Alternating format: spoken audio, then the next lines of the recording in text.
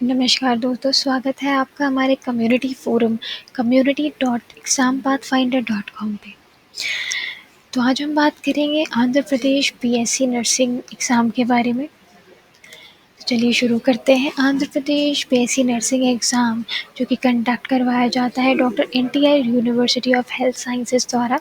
यह एक public university है जो कि यूजीसी से एफिलिएटेड है। एनटीआर यूएचएस नर्सिंग एग्ज़ाम एक स्टेट लेवल एंट्रेंस एग्ज़ाम है। यदि कोई कैंडिडेट आंध्र प्रदेश में एडमिशन बीएससी नर्सिंग में एडमिशन सर्च कर रहा है तो वो इस यूनिवर्सिटी में अप्लाई कर सकता है। बीएससी नर्सिंग कोर्स पूरे 4 साल का होता है और इससे रिलेटेड सभी जानकारी इस टेबल में दी हुई है। चलिए बात करते हैं इनके बारे में। यूनिवर्सिटी का नाम है doctor NTR university of health sciences जो इस एग्ज़ाम को कंडक्ट करवाती है। एडमिशन प्रोसेस होता है ये एंट्रेंस एग्ज़ाम के थ्रू। एप्लीकेशन आप ऑनलाइन भर सकते हैं। इनके द्वारा ऑफ़र किए जाने वाले यूजी कोर्स होता है बीएससी नर्सिंग। इनका लेवल होता है, एग्ज़ाम का लेवल स्टेट लेवल एग्ज़ाम होता है और ये साल में एक बार कंडक्ट करवाया जाता है। उनकी ऑफिशियल वेबसाइट है www.ntruhs.ap.nic.in। तो आइए अब हम बात करते हैं आंध्र प्रदेश बीएससी नर्सिंग के एग्ज़ाम डेट्स के बारे में। यदि कोई कैंडिडेट इस एग्ज़ाम को देना चाहता है तो ये बहुत आवश्यक है कि वो इस आने वाले सारे इवेंट से उसको जानकारी हो। अभी इस एग्ज़ाम की कोई भी डेट अनाउंस नहीं हुई है, जैसे कि इसकी application, last date, release of admit card, entrance exam result, declaration, counselling, अभी इनकी कोई डेट अनाउंस नहीं हुई है। तो हम आगे बढ़ते हैं और एलिजिबिलिटी क्राइटेरिया के बारे में बात करते हैं। यदि कोई कैंडिडेट इस एग्ज़ाम को देना चाहता है तो उसके लिए बहुत आवश्यक है कि वो सारी एलिजिबिलिटी क्राइटेरिया को फुलफ़िल करे। वो एक इंडियन सिटीज़न होना चाहिए, सिर्फ इंडियन सिटीज़न ही इस एग्ज़ाम को दे सकता है। उसका डोमिसाइल आंध्र प्रदेश होना चाहिए, उसके पास सर्टिफिकेट होना चाहिए। डोमिसाइल सर्टिफिकेट आंध्र प्रदेश का होना मैंडेटरी है। उसकी educational qualification at least higher secondary होनी चाहिए। जैसे इसका मतलब यह है कि वो 10+2 क्लियर करके आया होना चाहिए। उसके 10+2 में एटलीस्ट 55% मार्क्स होना मैंडेटरी है। जो भी रिज़र्व कैटेगरी है उनके लिए 5% का रिलैक्सेशन होता है और उनको 50% मार्क्स स्कोर करना बहुत ही आवश्यक होता है अपने 10+2 एग्ज़ाम्स में। यदि कोई कैंडिडेट अभी अपने हायर सेकेंडरी एजुकेशन में एग्ज़ाम दे रहा है और उसके रिज़ल्ट अभी अनाउंस नहीं हुए हैं तो वो इस फॉर्म को फिल कर सकता है और वो इस एग्ज़ाम के लिए एलिजिबल होता है। इस एग्ज़ाम के लिए अपर एज लिमिट 45 ईयर्स होती है और रिज़र्व्ड कैटेगरी के लिए 48 ईयर्स इस एग्ज़ाम के लिए एलिजिबिलिटी क्राइटेरिया होता है। तो आइए अब हम बात करते हैं आंध्र प्रदेश बीएससी नर्सिंग द्वारा कंडक्ट करवाए जाने वाले बीएससी नर्सिंग एग्ज़ाम के एप्लीकेशन फॉर्म के बारे में। इनकी एप्लीकेशन फॉर्म भरने के लिए आपको इनकी ऑफिशियल वेबसाइट पे जाना होगा जो कि ntruhs.ap.nic.in है। इसके बाद आपको, यदि आप फर्स्ट टाइम यूज़र हैं तो आपको रजिस्ट्रेशन करना होता है, जैसे अपने mobile number, date of birth, सारी चीज़ें उसमें फिल करनी होती हैं।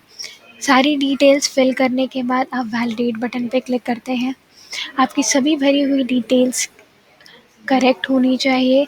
उसके बाद आप एक रजिस्ट्रेशन नंबर और रोल नंबर रिसीव करते हैं।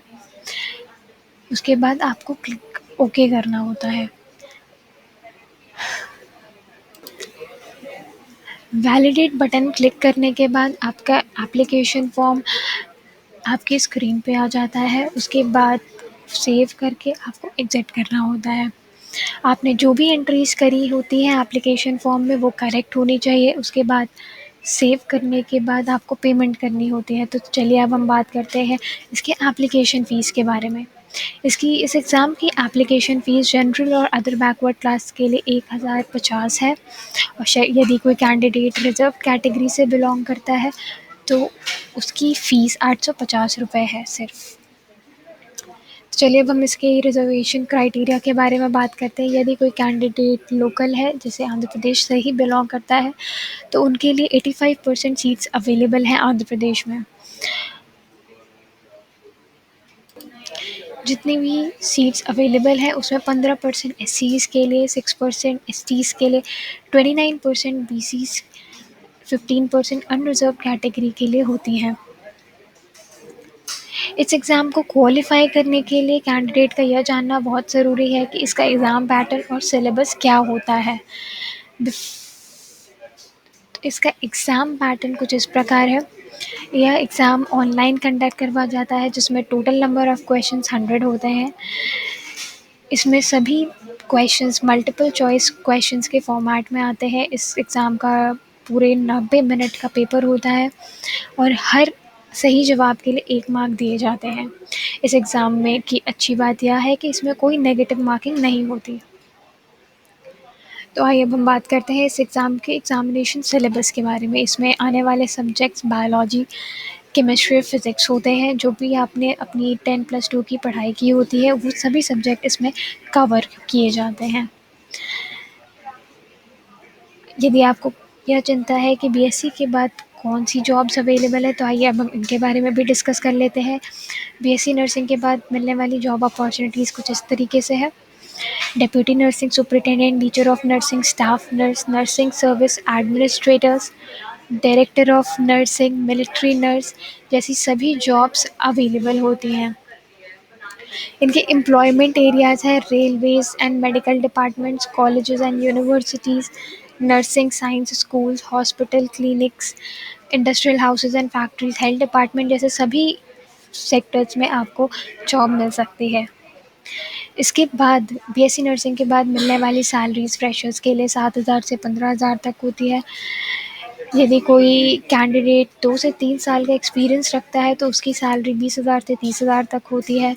यदि कोई कैंडिडेट बहुत हाईली एक्सपीरियंस्ड है, तो उनकी सैलरी 50,000 से 72,000 तक भी होती है। यदि आप और जानकारी हासिल करना चाहते हैं, तो आप हमारे कम्युनिटी फ़ोरम community.exampathfinder.com पर विज़िट कर सकते हैं और इस ब्लॉग को रेफ़र कर सकते हैं। आपके आने वाले एग्ज़ाम्स के लिए all the best. Thank you.